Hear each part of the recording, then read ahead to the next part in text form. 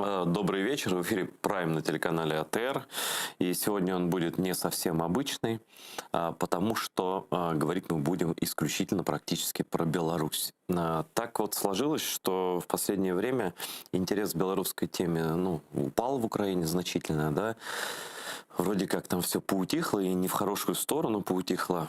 Вот. Но что может быть дальше, что происходит сейчас с белорусским оппозиционным движением, мы хотим узнать из первых уст от человека, который наиболее, скажем, близок, является политическим советником кандидатки на выборах президента, который Лукашенко себе присвоил победу, поэтому он в Украине называется самопровозглашенным президентом Беларуси. Да? А его соперницей была Светлана Тихановская, если русской транскрипции говорить. И наш сегодняшний гость скайпом из города Вены — это как раз политический советник, я повторю, Светланы Тихановской, Франок Вечорка. Он у нас на связи сейчас, я попрошу. Салям алейкум. Добрий день, доброго дня. Как слышно? Хорошо? Так, я вас чую добре, сподіваюся, що мене чуєте теж добре. Ну, ви розмовляєте вільно українською мовою? Я можу спробувати українською, але якщо не буде вистачати слів, тоді перейду на російську чи білоруську. Насправді я білоруську мову добре розумію, як і всі українці, напевно. Ну, бо вона дуже схожа на українську, тобто перекладача не потрібно зовсім. Але я думаю, щоб багатьом було зрозуміло не тільки з нашої аудиторії, з вашої конкретно білоруської, но хотя, знаете, я думаю, что вот сейчас нас смотрят, и я хочу призвать людей, которые в соцсетях видят или где-то еще наш сигнал, а наш сигнал смотрит, там, не знаю, в Новой Зеландии бывает, с Бразилии звонят или откуда-то еще, не говорю про Украину, Европу, и белорусов много, у меня тоже во френдах везде. Если вы видите, то позовите к телеэкранам белорусов, которых вы знаете. Может быть, у них появится желание и позвонить даже. Но если даже не появится, все равно у нас уникальная такая возможность, потому что редко украинские каналы уделяют столько времени белорусской теме и с такими гостями, которые в этой теме очень глубоко находятся. И это прямой эфир. Вот. Начну я с того, с чего начал, собственно. В каком состоянии сейчас находится борьба с Лукашенко и что сейчас предпринимает штаб Светланы Тихановской с вашим участием? Я думаю, что можно российскую мову говорить, так будет как бы универсально просто. Хорошо. Спасибо большое. На самом деле очень важно, что вы поднимаете белорусскую тему, потому что в Украине на самом деле есть небольшое понимание вот этих процессов, которые произошли с белорусским обществом за последний год. Потому что 20 лет белорусское общество было в таком политическом анабиозе. Оно вот жило такой мыслью, бы не было войны, появлялись инициативы промоции белорусского языка появились после Майдана на Украине, кстати. Были какие-то общественные кампании, были протесты в 2010 году. Но именно вот сейчас мы видим то, что вот называется пробуждением нации. И за последний год протесты, они видоизменялись. Если в августе прошлого года все выходили за свободные выборы, против фальсификации Лукашенко этих выборов, сейчас люди выходят за свое достоинство, они выходят за независимость, они выходят за права человека в широком смысле. Сейчас, например, в это воскресенье появилась акция. Белорусские порталы Тутбай, Онлайнер и Трибуна, они перешли на белорусский язык. И это все результат вот этого 9-месячного противостояния с режимом Лукашенко и национального пробуждения, которое мы пережили за последние 12 месяцев. Франок, вот практически. Я сейчас скажу вот как есть. У нас в Украине сначала, просто такая была эйфория, вот просто представить не можете, да? То есть вот эти августовские дни, просто все украинские блогеры, там, журналисты писали, у всех до сих пор там есть в истории аватарок, там, «Живе Беларусь», поддерживали протесты и так далее, и так далее, и так далее. Вот. И очень большие были надежды на то, что, ну, как бы пойдет по украинскому сценарию, что люди начнут концентрироваться, занимать государственные здания, и таким образом создавать комитеты какие-то, и, ну, заменять эту власть на нормальную, да, на ту, которую вы хотите. Но когда ситуация пошла таким образом, что протесты стали такие, я просто в России долго жил, наверное, вы знаете, и они очень похожи на московские стали. То есть люди выходят, потом батарейка садится на айфоне, ну, у вас, правда, дольше она садилась, вот, но все равно люди потом идут домой, потом опять выходят, потом интервал недели, потом что-то еще, потом как-то вот так, да, и когда ты не берешь какую-то территорию, ну, как-то вот так складывается, что в итоге инициативу перехватывает тот, кто может захватывать территории, тот, кто может их огораживать, тот, кто может там, ну, применять силовые методы, да. И сейчас вот в Украине такое разочарование, ну, как разочарование, никто не стал не любить белорусов, конечно, такого нет, безусловно, и все, безусловно, поддерживают все, то, что вот против Лукашенко и так далее, но есть некое непонимание, то есть протесты не за Европейский Союз, а тогда за что? Не протесты сошли во дворы и в интернет, а тогда как? Да, вот методология дальнейших действий вас, Тихановской, какая она? Ну, я думаю, что не очень корректно сравнивать белорусские протесты с украинскими и тем более с московскими. И тоже я бы не сказал, что не было там европейских флагов. Бело-красно-белые флаги, которыми был заполнен весь Минск и все города, это и есть европейские флаги. Это есть возвращение к нашей истории, к наследию Великого княжества Литовского, Белорусской Народной Республики. И люди просто подсознательно эти флаги начали делать, шить, рисовать кто как. И в отличие от московских протестов, белорусы победили. В Москве все равно вот эти протестующие, которые смелые, несомненно, которые выходят против Путина, они рискуют тоже многим, но они все равно в меньшинстве. А в Беларуси выходит большинство, которое не хочет жить под иго диктатора. А чем отличается от Украины? Все-таки в Украине в 2014 году были и независимые телеканалы. Януковича никак нельзя сравнить с Лукашенко. Диктатура Лукашенко намного суровее за многие схожие диктатуры на постсоветском пространстве. Если бы мы применяли насилие, взяли оружие, будь какое, это бы все закончилось кровавым побоищем. Просто это не наш выход. Оно могло бы привести и к вводу российских войск, оно бы могло привести к тысячам жертв. Просто в нашем варианте вот эта дисциплина ненасильственного сопротивления, она помогает не только скинуть Лукашенко, но она помогает также трансформировать в общество в более современное, в более европейское, в более организованное. И это мы видим уже через 9 месяцев как результат вот этого мирного, но упорного протеста. Но все-таки я понял, что, ну да, страны разные и условия разные. Тут я спорить не буду, все понятно. Да, если Россия это абсолютно бесперспективная на данный момент, все. В Украине все понятно, в принципе. Значит, у вас, вы какое-то время хотите взять, да, чтобы гражданское общество сформировать более четко. А вот на каких направлениях сейчас вы будете его формировать? Это направление, потому что вот ваша коллега Светлана Тихановская, она очень много колебалась по этому вопросу. Она говорила про то, что мы с Россией будем там дружить. Про Евросоюз особенно я ничего не слышал. Про Украину тоже почти ничего не слышал.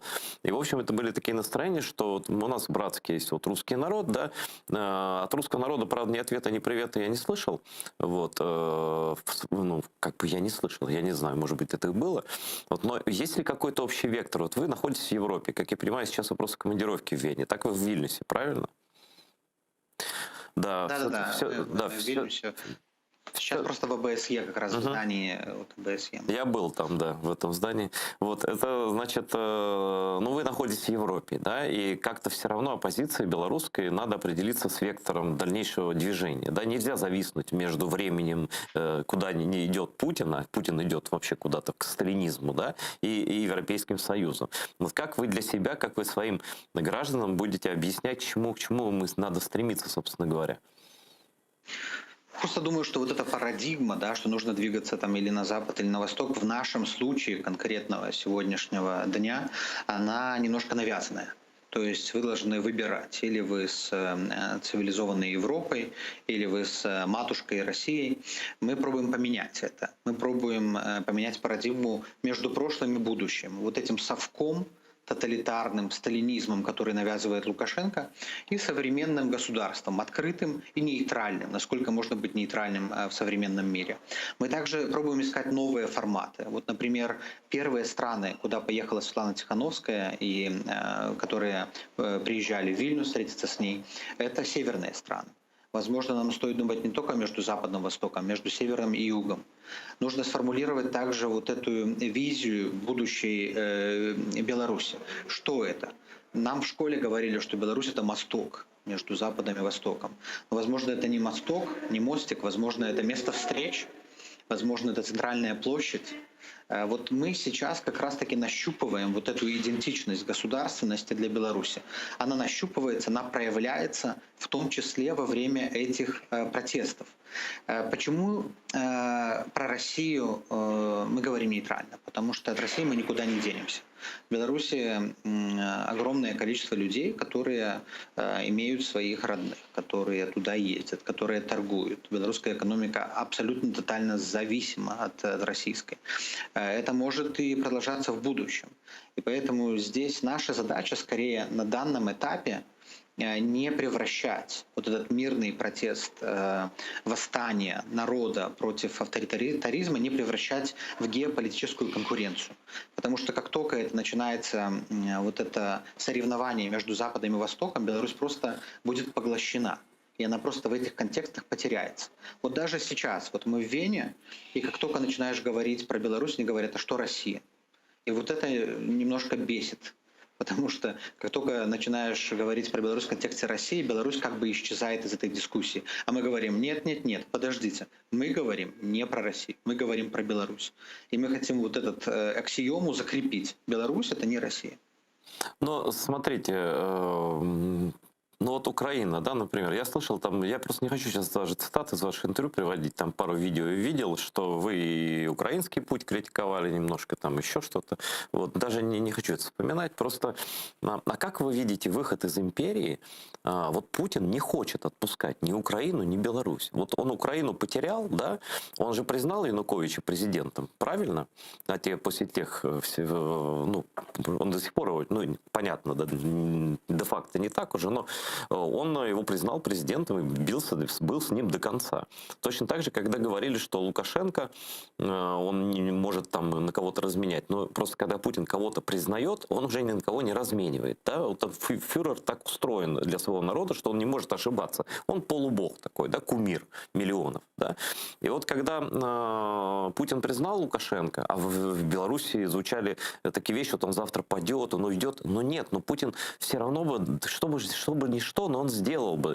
То есть здесь он все сделал. Он напал на Украину после того, как его ставленника убрали, выгнали. Да? И вот результат — это то, что мы имеем. Это оккупированное временно Крым и Донбасс, часть Донбасса. Да? И если бы, грубо говоря, если не Лукашенко, то Путин просто сам будет править. Он просто ведет войска. Это, по-моему, очевидно. И вот эту нейтральность какую-то, а как ее вырулить? Вот, ну как, если он не хочет вас отпускать, очевидно, и нас не хочет отпускать? Да, это хороший вопрос, и нет у меня однозначного ответа. Я бы даже сказал, что вот это освобождение Беларуси — это завершение распада Советского Союза. И если это получится, если нам удастся это сделать, то, конечно, это будет крах Советской империи, возможно, с последствиями там для других стран в том числе. Что касается отпускать, не отпускать, здесь мы должны, во-первых, работать на усиление национальной идентичности. И белорусы, которых вот белорусский язык запрещались. Я учился в подпольном лицее. Я слышал, да. Да, который был закрыт, и мы учились по квартирам подпольным, он был единственным лицеем с белорусским языком обучения. Потом в Беларуси практически невозможно получить образование на белорусском языке. Я служил в армии, в Мозыре, на границе с Украиной, и меня наказали гауптвахтой 7 суток за то, что я по-белорусски говорил, потому что запрещено говорить по-белорусски. Это вот та система, то государство, которое выстраивал Лукашенко. Кстати, нам промывали мозги, что украинцы сейчас на нас собираются нападать.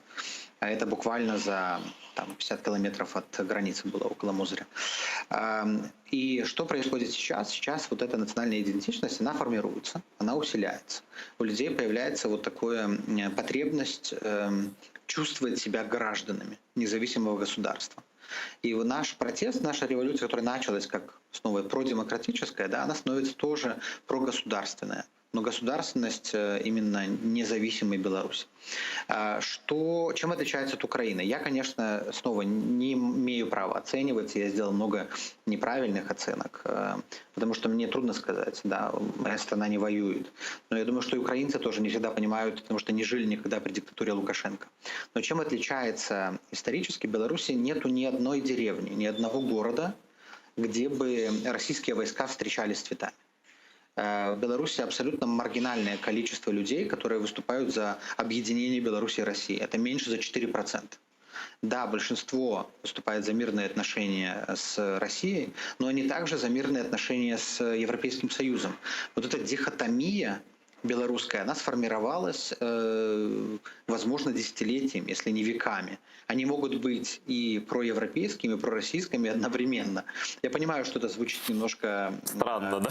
Странно, да. Но вот это вот то, что происходит. И поэтому белорусам комфортно в этом, жить между. И они говорят, слушайте, я не хочу выбирать, мне вот комфортно здесь, и Франок, такой хуторской подход. Франок, но вы же политолог, вы там, мы же с вами на одном, в принципе, языке говорим, я не имею в виду российский, а в принципе смысловой. Вы же понимаете, что как бы, ну, невозможно быть посередине между Россией, которой руководит убийца, которого Байден убийцей назвал, который взрывает всю Европу, да, там Чехия, Болгария, там еще что вскроется, вообще мы не знаем, что еще будет, да, и дружить одновременно с маньяком и с жертвой, с маньяком там и с полицейским, ну, вот это можно желать, и это можно рассказывать людям, чтобы как-то их успокоить, но на практике, ну как вот это? Потому что ну, у Путина другие интересы. Я вот просто следующим вопросом хочу вот вас спросить, что будет именно с белорусской независимостью? Потому что, на мой взгляд, она висит на волоске сейчас. Именно из-за желания Путина что-нибудь принести в пещеру своим, как он Крым принес там, и так далее. И вот Беларусь, как кажется, несмотря на то, что вы говорите, соцопросы Путина никогда не интересовали. Кажется, самой легкой добычей, учитывая полностью, так сказать, зависимого от Путина Лукашенко. Вот я не уверен, что белорусская независимость висит на волоске.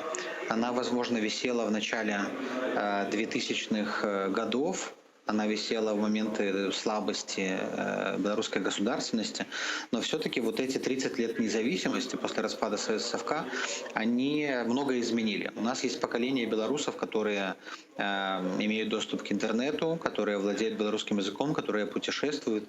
И для них белорусская независимость – это ценность, это абсолютная ценность. Но ценности нуждаются в защите, Франок. Кто защитит физически? Вот завтра Путин, вот ничто же не мешает Лукашенко завтра сказать, я присоединяюсь к России. У нас будет общая армия, что, собственно, как бы сразу к странам НАТО кинет всю эту армаду, да, российскую, уже де-факто и де-юре, да, и Путин скажет, ну, отлично, вы же законно избранный президент, Александр Григорьевич, давайте пожмем друг другу руки, там, по бокалу шампанского, и все. Ценность нуждается в защите. Вот украинцы эту ценность защитили с ценой огромных человеческих потерь, да, это война настоящая. А тут как будет эта защита? Тут уже, если Путин захочет, а этот как бы ему свою страну продаст, то я другого сценария не вижу. Либо силовой, либо это сдача национальной независимости. Потому что на Лукашенко в этом плане, ну, вряд ли можно рассчитывать. Да? Он уже довольно, и вы в том числе его потрепали достаточно.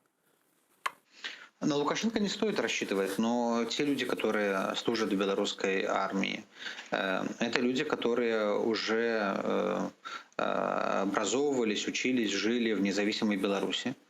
Я думаю, что они не будут там поддерживать вот такую сдачу одномоментную.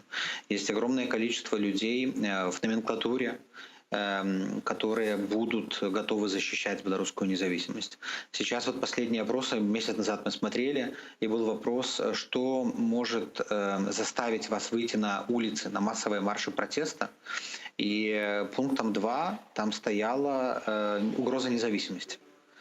Первым это чрезмерная жестокость силовиков, и второе это угроза независимости. Поэтому я думаю, что белорусы в условиях, когда независимость реально будет на волоске, они будут ее защищать и защищать серьезно. Но снова пока что мы не там. Пока что мы в моменте, когда мы боремся с узурпатором, который захватил власть, и мы хотим сделать это мирно, без привлечения военных и без привлечения третьих стран, как нам угрожают. Не, желание похвальное, но опять это мое оценочное суждение. Я не вижу ни одной причины, чтобы Лукашенко шел на какие-либо уступки. За его спиной стоит Путин, за спиной Путина армия стоит, перед которой сейчас весь мир трепетал. Все стояли, так сказать, на ушах, и включая Соединенные Штаты, вводили там уровни тревоги для войск НАТО. То есть понятно, что, да, что ну, сила огромная, физическая сила, а готовность применять ее. Ну, вот, сколько политзаключенных у вас сейчас, вы считали? Да, сейчас 357 политзаключенных, более 3000 уголовных дел открыто. К сожалению, мы не знаем большинства имен, мы не знаем этих людей, этих героев, потому что они пришли впервые в эту борьбу в августе прошлого года. И только сейчас, кстати, открывается правда про события августа. Интернет был выключен, и мы не знали, что происходит. Например, мы вот только сейчас узнали подробности в Гродно, когда город на самом деле контролировали протестующие. Несколько дней они контролировали телевидение, с тюрем повыпускали всех арестованных, дали сцену, аппаратуру, охрану протесту. В Кобрине склали щиты белорусские ОМОНовцы и не атаковали протестующих. В Пинске тоже пошли на переговоры, но потом прислали солдат с Мариной Горки. Вот. И вот эта вся правда, конечно, она очень вдохновляет. И она не показывает белорусов как таких беззащитных, наивных котиков, но тех, которые готовы за себя постоять, если нужно. Поэтому снова я говорю, наш мирный характер — это не значит, что мы здесь сдаемся и идем дружненько в автозаке. Нет. Но это говорит то, что мы демонстрируем, чем мы отличаемся от режима. Своими намерениями, цивилизованным подходом, конструктивом. Мы созидаем, они разрушают. И вот этот контраст, он дает нам огромную моральную перевагу. Не знаю, как Я не спорю, что это перевага, да, преимущество, да. Я не спорю, что это моральное преимущество, но это вот мне напоминает советское диссидентство. Все-таки от реальной борьбы за независимость до диссидентства есть разница. Диссидентство — это вот именно то, что это моральное преимущество. Действительно, Запад на вас смотрит, там, что вы, значит, вот мирный протест и так далее, и так далее. Но как бы для Путина и Лукашенко это они когда не видят сильного сопротивления, ну, мне кажется, их мало что может остановить. Но человека, который взрывает самолеты там, и так далее, и так далее. А Лукашенко, у него, это же не просто какой-то узурпатор, это палач, у него руки по локоть в крови. Ну, вы лучше меня знаете, да, сколько он людей убил, вывез лес, закопали и так далее. И вот то, что вы сказали, вы даже не знаете количество людей арестованных, да, а что с ними будет. И о скольких людей там уволят с работы, о скольких там выгонят из страны, и уже выгнали, о скольких... Это же масштабы вот этих репрессивной машины. Кстати, сейчас легче это делать, сейчас есть видеозаписи, есть все, ну как бы, да, и русские, уверен, помогают. Я смотрел, какая техника у вашей милиции, там по полной программе, я думаю, русское вооружение, вот эти стены и все эти вещи. И вот арестованные, я не всех сейчас перечислю, но вот из последнего буквально месяца, да, это Николай Автухович, Владимир Гундарь, Ольга Майорова, Ален Ивич, Микола Дзидок, анархисты, еще последняя вот эта группа, которой Путин типа подарил спасение от покушения Лукашенко, да, что они предотвратили покушение, да, и этим людям реально же грозят расстрелы. Это, вот этих людей, допустим, не дай бог, да, ну а почему нет? У вас разрешена смертная казнь в Беларуси. Вот сейчас решит он расстрелять человек 20. И вот какими мирными протестами это предотвращать? Кому апеллировать? Поднимется ли народ? Я уж не говорю там на то, что могут ли белорусские солдаты в случае чего стрелять, допустим, в русских оккупантов. Или часть населения встретится с караваем. Вот этого мы не понимаем в Украине, и я бы хотел, чтобы вы как-то поподробнее это объяснили.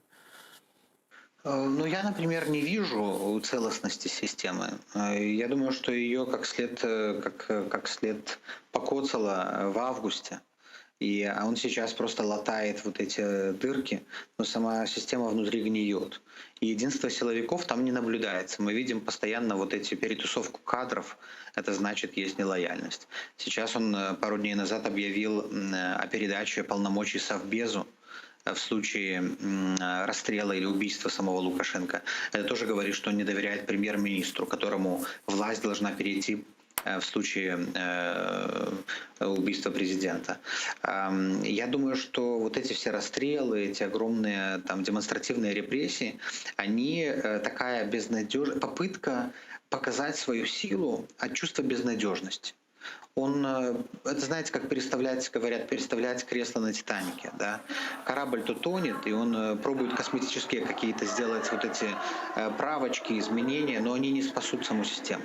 Он может посадить там на 20 лет, там, дать там 12-летние сроки, но сам понимает, что они все выйдут там, в крайнем случае через год, а скорее всего через пару месяцев, и он сам же будет их освобождать и сам будет подписывать приказы о их освобождении. А сейчас он их набирает только чтобы торговаться.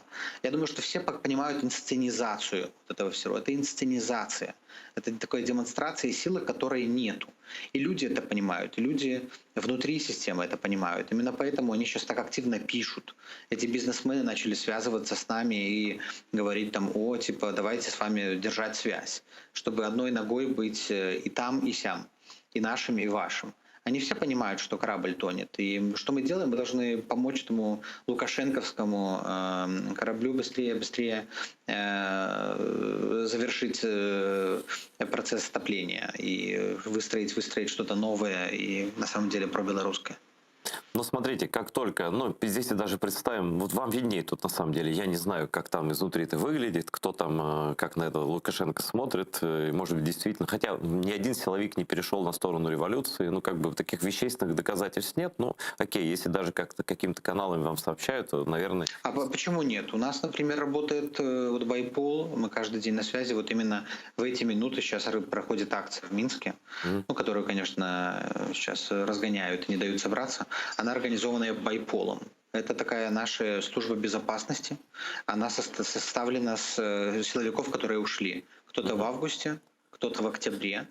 Там и со Следственного комитета, и из ГУБОПИКа. Это управление по организованной преступности.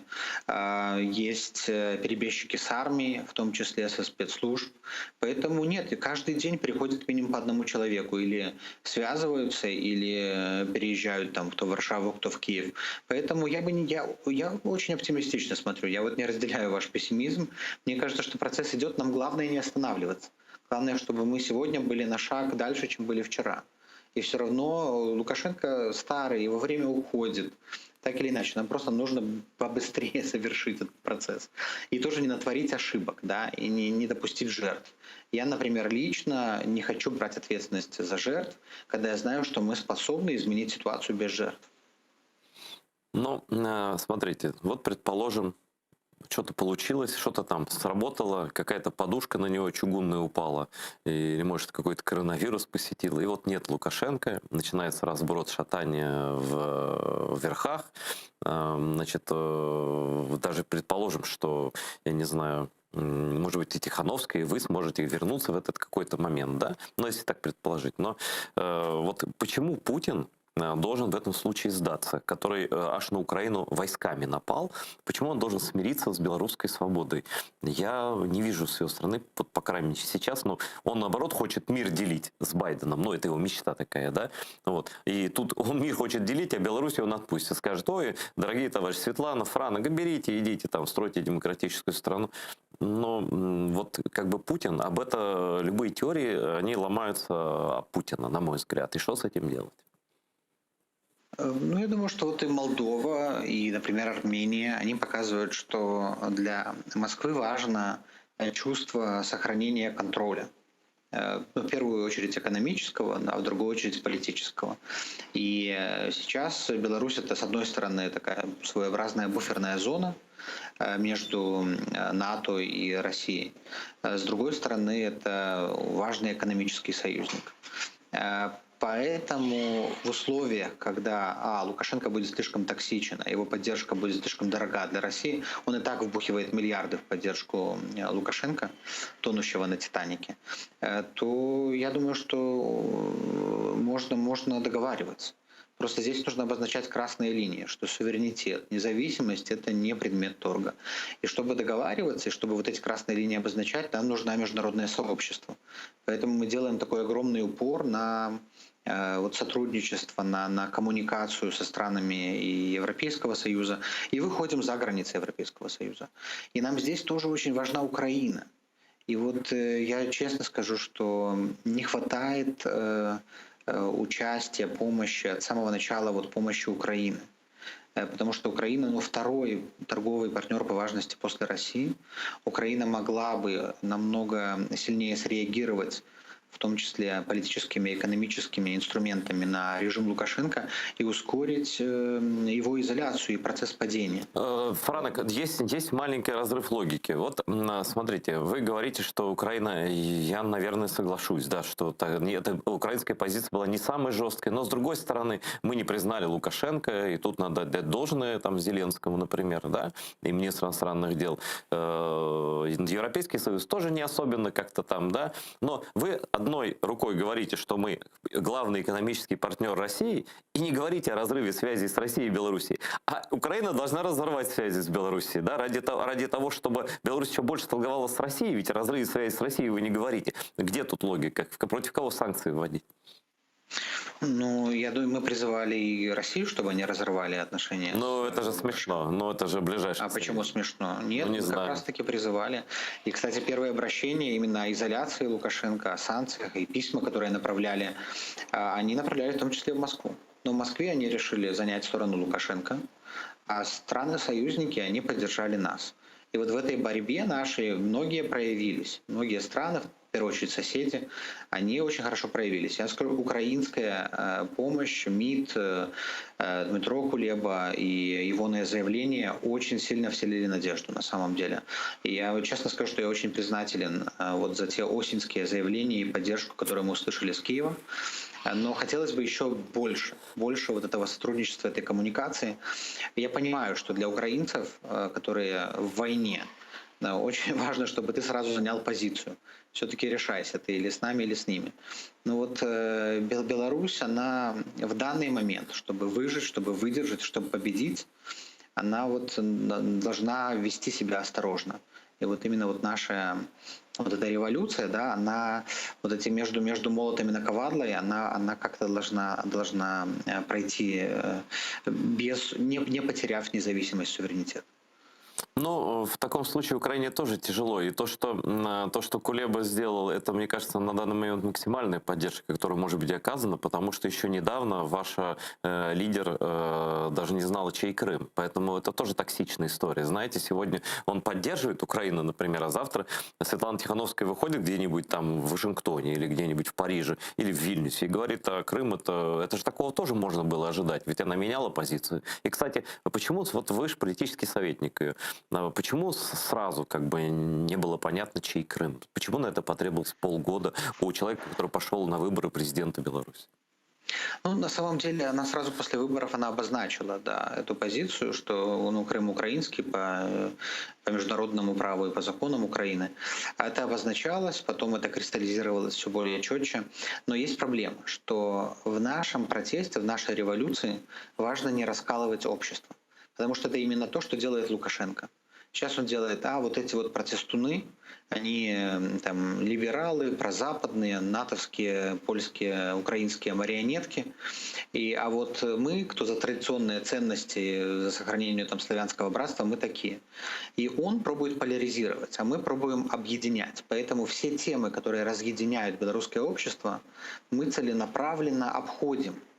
Потому что в этом моменте нам нужно решить главную проблему. Это отсутствие свободы, плюрализма, массовые репрессии уровня сталинского террора 30-х годов.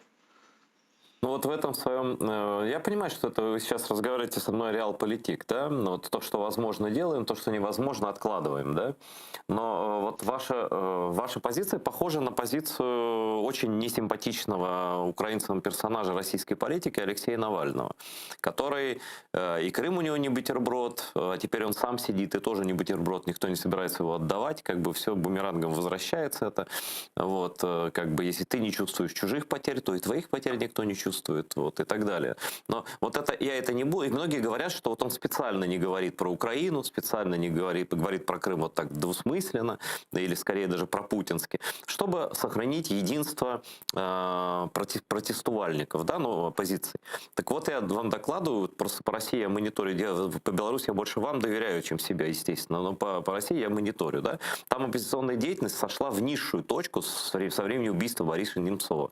То есть вот такая политика неговорения полной правды, вот не расплескать, давайте не будем и бабушку раздражать у подъезда, и того не будем, и того не будем. Вот уже Россия показала, что такого рода позиция, как бы молчание реалполитик, приводит к тому, что накал протеста падает, протест становится очень рыхлым, размытым, а потом вот так, как в России, с помощью репрессий, вот этой переписи, документирования населения и так далее, сходит под ноль. Сейчас в России протестующих очень мало, в сравнении с тем, что я видел там лично в 2015 году. Нет ли риска, что и у вас так случится, что вот вы будете так неопределенно себя вести, то Запад, то Восток, то Путин, то не Путин.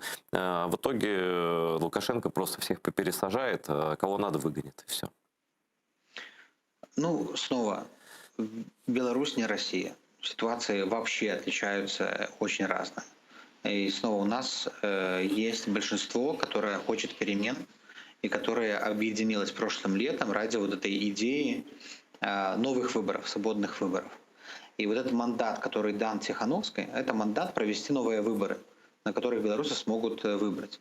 И самое главное, и чем я в том числе горжусь, что риск выбрать нового Лукашенко ничтожно мал. У нас есть шанс построить реально демократический парламент с широким представительством разных сил.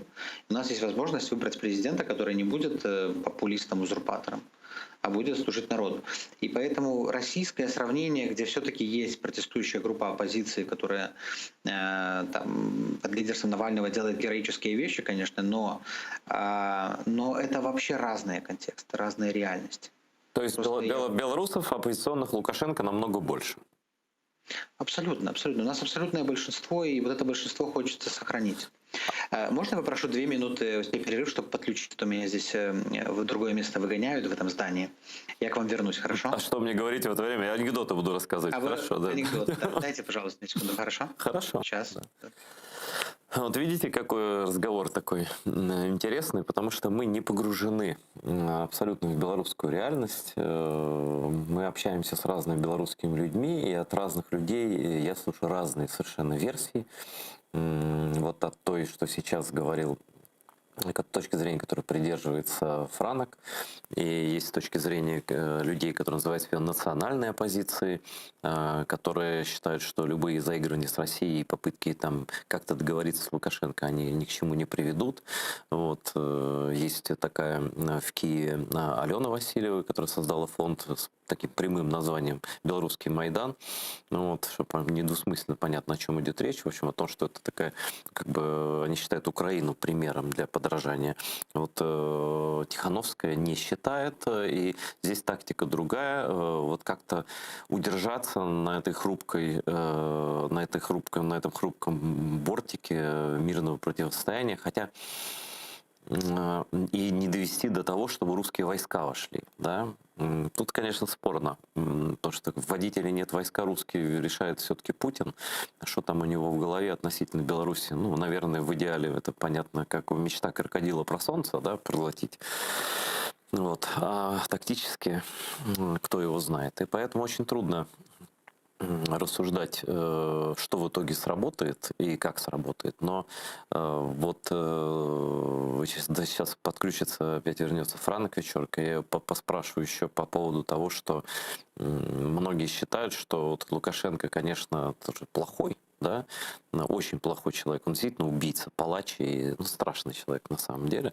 Вот, но в то же время, если будет какой-то другой типа президент, не антироссийский, вот, то он может быть слабее, например, Лукашенко, и его проще будет прибрать к рукам, так как, в принципе, антироссийской риторики ни у кого из, там же не только Светлана Тихановская, там еще Бабарико, еще какие-то люди, я просто их не могу всех вспомнить, их нет. Вот они такие, как бы все мягенькие. Один вообще Бабарык, он, по-моему, газпромовский банкир и так далее, и так далее. То есть очень все сложно, очень все перекручено. Ну, вот. Но все-таки есть и в риторике Тихановской есть подвижки в сторону. Ну, сначала это просто был какой-то, ну, такой, ну, когда человек не знает, чей Крым до конца, ну, это звучит странно, мягко говоря. В Украине это вообще звучит... Но в отличие, кстати, от Навального, который так и не взял свои слова обратно, надо отдать должное Тихановской, что она, будучи явно не политиком, и не гео, и никаким политиком. Она, в общем, случайно попала во все это дело. И муж у нее сидит в тюрьме, потому что, извините, это не смешная история. Но, вот, и она попала в политику вот через это. Но, тем не менее, она оказалась лучше осведомлена и лучше понимает, что происходит в Украине. И у нее хватило, так сказать, политической какой-то воли взять свои слова обратно и все-таки встать на европейские ценности в отношении Крыма. Да? Вот, но мы ждем. Спрошу у редакторов, что там у нас со связью, есть там какие-то, перезваниваю сейчас, да, просто там ОБСЕ это такая не всегда комфортная организация для людей, которые, в общем-то, не подчиняются России. Мы знаем там, как бы, на меня там даже как-то с Искандером Бариевым русские жалобу написали, когда мы, старая уже история, года 2, но Искандер помнит хорошо, когда мы там русские гоняли, немножко они к нам приставали, мы им объяснили, что этого делать не нужно. Они написали жалобу, что мы их типа там угрожали им какой-то там расправой. Какой расправой можно угрожать человеку, который уже раб? Я не понимаю. И бегает там на побегушках. Вот, с русскими сидел, кстати, за одним столом. Даже стойчик такая была. Значит, вот этот как раз, который вел заседание ОБСЕ, он мне слова не дал, еще кому-то не дал из украинцев, а потом шасть и к русским за стоечку. И да, и сидел там и на них смотрел вот так просто, как, не знаю, как петушок на лесу, да, вот, задрав нос и вино подливало. Вот так. В каком же чудесном мире мы живем. Поэтому и белорусам там в ОБСЕ непросто. Вот, и русские там очень сильно все держат за все. Вот. Пока нет соединения, да, я правильно понимаю? Ух ты. Да, такого у нас еще не было. 6 минут до конца эфира. Еще, мы, правда, достаточно поговорили. Я еще буквально хотел 1-2 вопроса задать. Вот. Действительно хотелось узнать, не все мы знаем, так сказать, про все эти, ну, как сказать, факапы, что ли, из уст представителей белорусской оппозиции в отношении Украины, да, но нет цели их как бы принуждать быть нами, да, нам просто надо их понимать, чтобы, с одной стороны, не строить лишних иллюзий, а с другой стороны, если это действительно нужно, и поддерживать. Ну, белорусов в любом случае надо поддерживать. Вот каждый белорус, который есть в Украине, который бежал по политическим мотивам, он мой друг. И он должен быть другом Украины. И Украина должна изменить, конечно, миграционное законодательство. Вот Лиза Иско хотела депутата от «Слуги народа», так у нее что-то, по-моему, не получилось. Миграционное законодательство у нас очень такое негибкое. И вот в Беларуси это такая чрезвычайная ситуация, как и война с Россией. На это надо реагировать. Но пока реакции нет, и люди, в общем, там как-то в очень таком плохом положении здесь находятся, белорусские беженцы. Вот, так что, ну, посмотрим. Что касается самой Беларуси, ну, Франок, он очень такой грамотный, вы видите, человек, и он такой прям дипломат по своему складу имя характера тоже, да, но все мы понимаем, что если дойдет до дойдет до реальной битвы за независимость, конечно, и жертв не удастся избежать. И все, конечно, этого никому не хочется. А кому в Украине хотелось? Никому не хотелось. Но просто Путин, он желаний наших жить нормально не спрашивает, да. И, конечно, безусловно, нет более близкого народа, ну, там, этнически хотя бы по мове украинцам, чем белорусы. Это очевидно, это мова абсолютно понятная. И, ну, очень, очень близкие народы, и все мы когда-то жили в Великом княжестве. Мы, правда, крымлы не жили в самом княжестве, но мы были союзниками Великого княжества. Вот, это тоже отдельная история. Кстати, нас пытались разорвать вот, с белорусами, да, и вырвать Беларусь, извините, надо правильно произносить все, из этого вот, из этой исторического массива Великого княжества, Польши, Украины и Крымского ханства, да. В итоге вот в какие-то моменты это у русских получалось, и поэтому мы сейчас находимся в таких положениях, в каких находимся, да. Вот. А не удалось бы, и совсем другая судьба была бы у белорусов. Они же на самом деле составляли, по-моему, наибольшую часть населения Великого княжества Литовского. Да? А Луцк — это был литовский город, кстати, там много потомков литовцев до сих пор прямых живет, многие даже об этом не знают, но этнических потомков литовцев. А белорусы — это вообще очень такой народ с такой серьезной европейской историей, с литературной, с издательской, и, я не знаю, там, политически это абсолютно европейский народ. Просто русские очень сильно поработали, конечно, над ассимиляцией и войны, плюс репрессии. Вот пишет, перезванивайте, Франок пишет, что мы не перезваниваем. Звоните сейчас прямо. Хорошо? Так, а что же нам делать? А что же нам делать? Не совсем у нас времени нет уже, да? Так.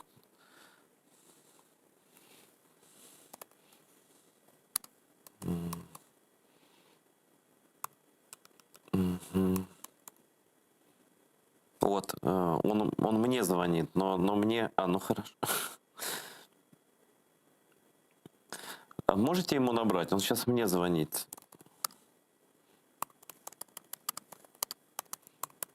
На скайп он вам вроде звонит. Алло. Алло. Алло.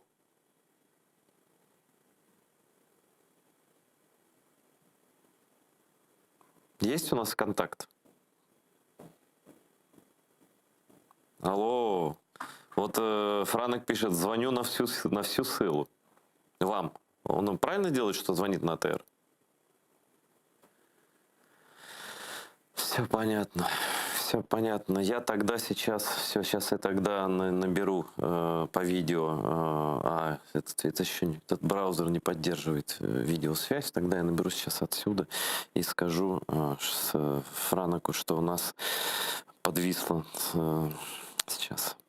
Вот такая бывает тоже история, но ничего, это не первый и не последний раз, вернее, первый, но не последний раз, поэтому все бывает. Сейчас я перезвоню.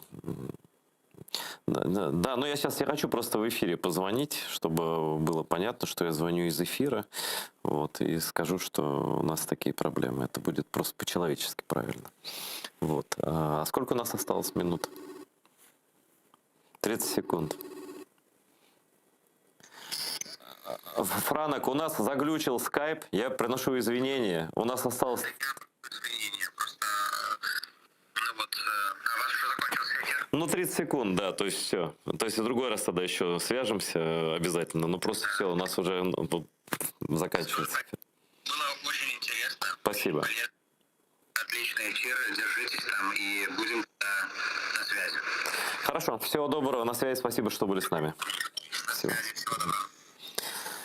Ну, всякое бывает на телевидении, вот, поэтому я с вами прощаюсь. Надеюсь, какие-то вопросы я успел задать, и на какие-то вопросы гость успел ответить. Ну, будем общаться и дальше. События развиваются вокруг Беларуси в том числе. Очень всегда.